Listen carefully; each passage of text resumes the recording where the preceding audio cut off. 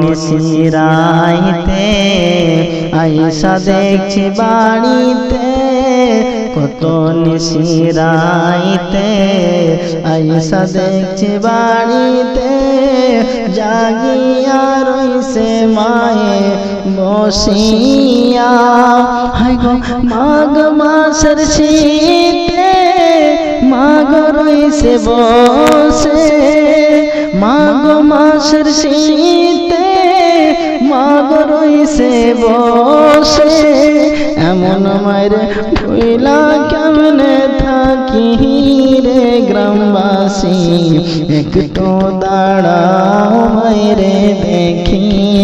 এ আমার আব্বাজি, আমার সোনা মালিকেরা, মা জননী, মাদেরকে কত মানুষ দেখতে পারে না, বৃদ্ধাশ্রমে রেখে আসে। যে মা জননী তোমাকে পৃথিবীর আলো দেখালো, যে মা জননী তোমাকে পৃথিবীর বুকে নিয়ে এলো, সেই মাকে তুমি বৃদ্ধাশ্রমে রেখে আসো, সেই বাবাকে তুমি বৃদ্ধাশ্রমে রেখে আসো। এই আমার আব্বাজি, আমার সোনা মালিকেরা, এতটুকু কথা শুনে রেখে দাও, আর এতটুকু কথা জেনে রেখে দাও।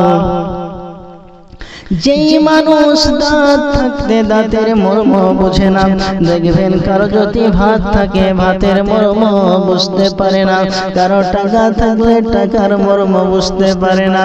যখন টাকা নাই, টাকার যে কতটা প্রয়োজন ছিল বোঝা যায়, আর যখন ভাত নাই, ভাতের কতটা প্রয়োজন ছিল বোঝা যায়।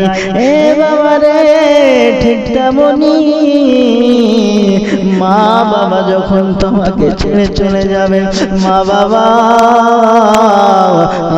আপনাকে ছেড়ে যখন পৃথিবীর বুক থেকে হারিয়ে যাবে, আর কোনদিন সেই মার মুখখানা দেখতে পাবে না, সেই তখন তুমি বুঝতে পারবে মা বাবার কতটি দরকার ছিল।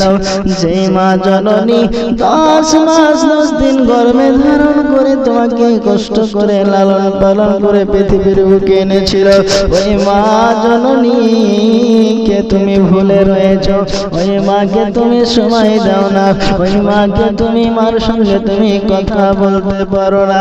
আহারে, এই পুত্র সন্তানকে আর কি বলা যাবে?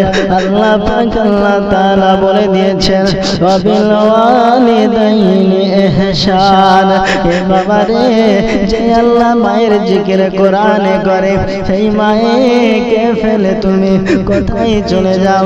কেউ কিন্তু আপনার কলকাতায় শিফট হয়ে গিয়েছে, কেউ মুম্বাইয়ে শিফট হয়ে গিয়েছে। বৃদ্ধ মা বাড়িতে বসে খেতে পাই না, তোমার মতো একটি সন্তান থাকার পরও মা কেন খেতে পাবে না? মা কেন তোমার কাছে হাত পাতবে? এ আমার বাবাজি, শুনে রেখে দিন, তোমার মা তোমার জন্য কতটা আপনার কষ্ট করেছে। যেই মা একটি তেলা পোকার জন্য আপনার কিনা ভাত খেতে পারেনি, একটি তেলা পোকার জন্য চিৎকার করে উঠেছে, সেই মা কত তোমার নোংরা পরিষ্কার করেছে, কত তোমার জন্য কষ্ট সহ করেছে। আরে বাবা, তোমরা যদি সেই মাকে ভুলে যাও, আর বলা হয়েছে মায়ের জুতা, মায়ের নিজের চামড়া দিয়ে যদি মায়ের জুতা বানিয়ে দাও, তবুও তোমার মায়ের দুধের ঋণ শোধ হবে না। তাই বলছে, মায়ের কান্দন যাবত জীবন,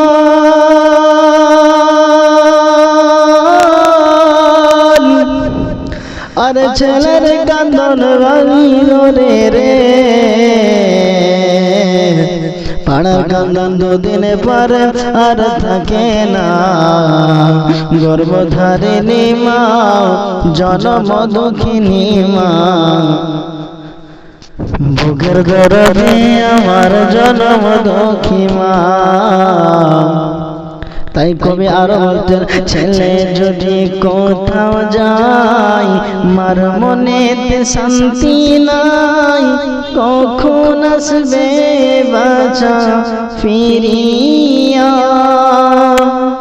ছেলে যদি কোথাও যায় মার মনেতে শান্তি নাই, কখন আসবে বাঁচা ফিরিয়া।